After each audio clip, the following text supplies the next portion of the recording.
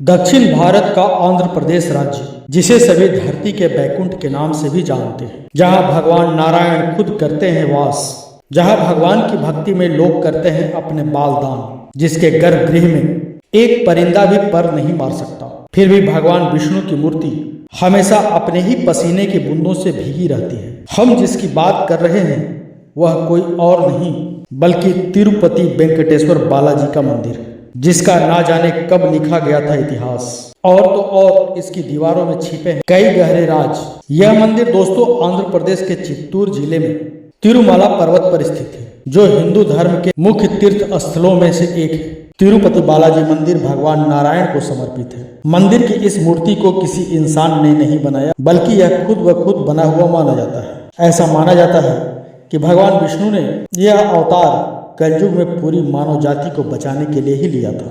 मान्यता है कि जो भी इंसान सच्चे मन से भगवान वेंकटेश्वर की पूजा करते हैं, उनकी सभी मनोकामनाएं पूरी हो जाती है। भक्त अपनी श्रद्धा के अनुसार यहाँ पर आकर तिरुपति मंदिर में अपने बाल दान करते हैं। इस मंदिर में कई दिव्य और चमत्कारिक रहस्य भी जुड़े हुए हैं। ऐसा कहा जाता है कि भगवान वेंकटेश्वर स्वामी की मूर्ति पर जो बाल लगे हैं वह बिल्कुल असली है। यह बाल कभी भी उलझते नहीं हैं और हमेशा मुलायम रहते हैं, क्योंकि लोगों का कहना है कि यहाँ भगवान नारायण स्वयं विराजमान है। जब आप मंदिर के गर्भगृह में जाएंगे तो ऐसा लगेगा कि श्री वेंकटेश्वर की मूर्ति गर्भगृह के मध्य में है, लेकिन आप जैसे ही गर्भगृह से बाहर आएंगे तो आप चौंक जाएंगे, क्योंकि बाहर आकर ऐसा लगेगा कि भगवान की प्रतिमा दाहिनी तरफ स्थित है। अब यह एक भ्रम है या कोई भगवान का चमत्कार, इसका पता आज तक कोई नहीं लगा पाया। मंदिर को लेकर ऐसी मान्यताएं हैं कि भगवान विष्णु के इस रूप में देवी लक्ष्मी भी समाहित है, जिसकी वजह से श्री वेंकटेश्वर को स्त्री और पुरुष दोनों के वस्त्र पहनाने की परंपरा है। तिरुपति मंदिर में श्री वेंकटेश्वर की मूर्ति काफी अलौकिक है। यह एक खास प्रकार के पत्थर से बनी हुई है। बता दें, यह मूर्ति इतनी जीवंत है कि ऐसा लगता है जैसे भगवान विष्णु हो सामने। प्रभु की मूर्ति को पसीना आता है और पसीने की बूंदें देखी जा सकती हैं। बता दें कि इस मंदिर से करीब 23 किलोमीटर की दूरी पर एक ऐसा गांव है जहां कोई भी बाहर का व्यक्ति प्रवेश नहीं कर सकता। मंदिर में चढ़ाए जाने वाले पदार्थ जैसे कि फूल, फल, दही, दूध, मक्खन आदि सामग्री इसी गांव से आते हैं। वहीं गुरुवार को श्री वेंकटेश्वर को चंदन का लेप लगाया जाता है, और जब प्रभु को नहलाने के बाद इस लेप को हटाया जाता है तो भगवान वेंकटेश्वर के हृदय में देवी लक्ष्मी की आकृति दिखाई देती है। इतना ही नहीं, इस मंदिर में एक दिया हमेशा जलता रहता है, और सबसे चौंकाने वाली बात यही है कि इस दीपक में कभी भी तेल या घी नहीं डाला जाता। यहाँ तक कि यह भी पता नहीं है कि दिए को सबसे पहले किसने और कब जलाया था। भगवान वेंकटेश की मूर्ति पर कान लगाकर सुनेंगे तो समुद्र की लहरों की आवाजें आपको सुनाई देती है। यह भी कहा जाता है कि भगवान की मूर्ति हमेशा नम बनी रहती है। जैसा कि सभी को पता है कि शास्त्रों और पुराणों में ब्रह्मा, विष्णु और महेश त्रिदेव को सबसे प्रमुख देवता के रूप में पूजा जाता है। तीनों में सबसे ज्यादा धन तिरुमल पर्वत पर रहने वाले भगवान श्री वेंकटेश्वर स्वामी बालाजी के पास है। एक आंकड़े के अनुसार बालाजी मंदिर ट्रस्ट के खजाने में 50,000 करोड़ से अधिक की संपत्ति है, लेकिन इतना धन होने पर भी भगवान बालाजी सभी देवताओं से कम धनी ही है। अब आप सोच रहे होंगे, इतना पैसा होने के बाद भी भगवान वेंकटेश्वर गरीब कैसे हो सकते हैं? और दूसरा सवाल यह उठता है कि जो सबकी इच्छा पूरी करते हैं वह खुद कैसे गरीब हो सकते हैं? जिसे लेकर एक पौराणिक कथा है कि बालाजी कलयुग के आखिरी तक कर्ज में डूबे रहे।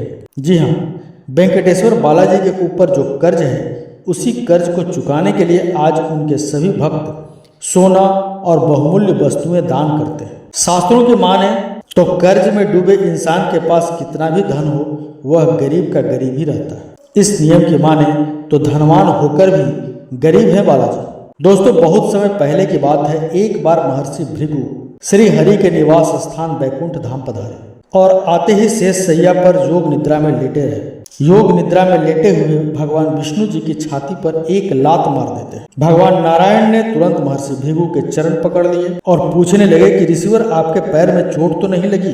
श्री हरि विष्णु के इतना कहते ही महर्षि भृगु दोनों हाथ जोड़ते हैं और कहने लगते हैं कि प्रभु, आप ही सबसे सहनशील ईश्वर हैं, इसलिए यज्ञ भाग के प्रमुख अधिकारी आप ही हैं। लेकिन माता लक्ष्मी को महर्षि भृगु का यह व्यवहार बिल्कुल पसंद नहीं आता और वह भगवान नारायण विष्णु जी से नाराज हो जाती है। नाराजगी इस बात से थी कि प्रभु ने महर्षि भृगु को दंड क्यों नहीं दिया। गुस्से में माता लक्ष्मी बैकुंठ छोड़कर चली जाती। फिर भगवान हरि ने अपनी पत्नी देवी लक्ष्मी को ढूंढना शुरू किया तो पता चला कि माता ने धरती लोक पर पद्मावती नाम की कन्या के रूप में जन्म लिया है। भगवान नारायण ने भी तब अपना रूप बदला और पद्मावती के पास पहुंच गए। प्रभु ने पद्मावती के सामने शादी का प्रस्ताव रखा, जिसे माता ने स्वीकार कर लिया। लेकिन सवाल यह उठ रहा था कि विवाह के लिए धन कहाँ से लाए। विष्णु जी ने परेशानी का समाधान निकालने के लिए शिव जी और ब्रह्मा जी को साक्षी रखकर कुबेर देव से काफी धन कर्ज में लिया। इस कर्ज से श्रीहरि विष्णु के वेंकटेश्वर रूप और माता लक्ष्मी के अंश पद्मावती ने विवाह किया। यक्ष कुबेर से कर्ज लेते समय प्रभु ने वचन दिया था कि कलयुग के आखिर तक वो अपना सारा कर्ज चुका देंगे। अब कर्ज खत्म होने तक तो वो सूद चुकाते रहेंगे। श्री हरि नारायण के कर्ज में डूबे होने की इस मान्यता के चलते बड़ी मात्रा में भक्त धन दौलत भेंट करते हैं ताकि प्रभु कर्ज से मुक्त हो जाए। श्रद्धालुओं से मिले दान की बदौलत आज यह मंदिर करीब 50,000 करोड़ की संपत्ति जुटा चुका है। नारायण के अन्य रहस्यमय मंदिर दोस्तों, यह आज के टाइम पर गुजरात का सबसे फेमस कृष्ण मंदिर है। इसे जगत मंदिर भी कहा जाता है। बता दें कि यह मंदिर 4 धाम यात्रा का भी मुख्य भाग है। कहते हैं इस मंदिर के शिखर पर एक झंडा लगा हुआ है। यह झंडा सूर्य और चंद्रमा को दर्शाता है, जो हमें बताता है कि जब तक सूरज और चांद धरती पर मौजूद रहेंगे तब तक भगवान श्री कृष्ण रहेंगे। इस मंदिर का निर्माण चूना पत्थर से हुआ है, जो अभी भी प्राचीन हालत में ही है। यह मंदिर गोमती क्रीक पर बना हुआ है और 43 मीटर की ऊंचाई पर मुख्य मंदिर है। मंदिर की यात्रा के बिना आपकी गुजरात में धार्मिक यात्रा पूरी नहीं मानी जाती। जन्माष्टमी के समय यहाँ बहुत खुशी से भरा माहौल देखने को मिलता है। पूरा मंदिर अंदर और बाहर से सुंदर तरीके से सजाया जाता है। यह मंदिर उत्तर प्रदेश के वृंदावन में है। बांकी का मतलब है 3 कोणों पर मुड़ा हुआ, जो असलियत में बांसुरी बजाते समय भगवान श्री कृष्ण की ही एक मुद्रा है। बांसुरी बजाते समय कृष्ण जी का दाहिना घुटना बाएं घुटने के पास मुड़ा हुआ रहता है, तो सीधा हाथ बांसुरी को थामने के लिए मुड़ा हुआ रहता है। इसी तरह उनका सिर भी इसी समय एक तरफ हल्का सा मुड़ा हुआ रहता है। इसलिए इस मंदिर का नाम बांके बिहारी मंदिर रखा गया है।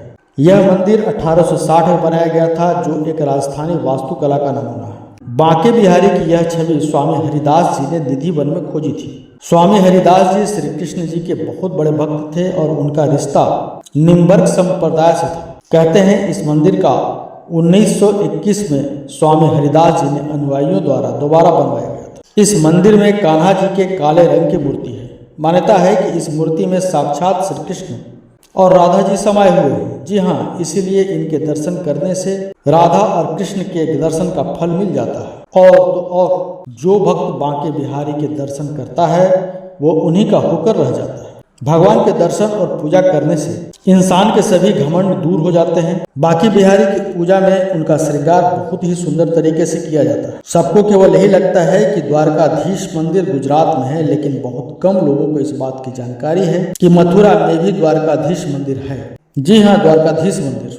मथुरा का यह मंदिर 1814 में सेठ गोकुल दास पारख ने बनवाया था, जो ग्वालियर रियासत के खजांची थे।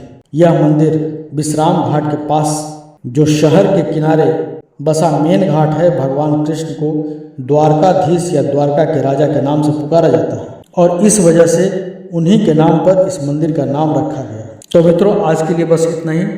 मिलते हैं अगले वीडियो में एक नई खास जानकारी के साथ।